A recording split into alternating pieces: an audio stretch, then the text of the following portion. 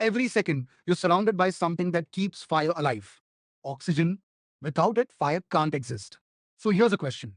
If oxygen is everywhere, why hasn't the entire Earth been on fire for billions of years?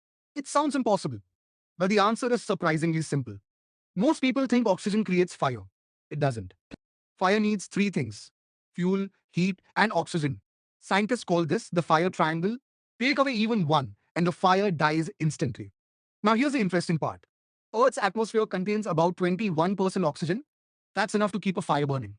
But it's not enough to make things catch fire on their own. A tree won't suddenly burst into flames. Neither will paper. Or your house. Every material must first reach its ignition temperature. Without enough heat, nothing burns. But what happens after the fire starts? Why doesn't it keep spreading forever?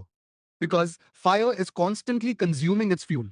As wood, grass, and leaves burn away, the flames eventually have nothing left to feed on.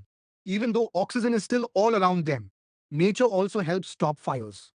Rain cools the flames. Rivers and lakes block their path. Rocky ground doesn't burn. Fire can only spread where there's a continuous supply of fuel. Now, here's the crazy part.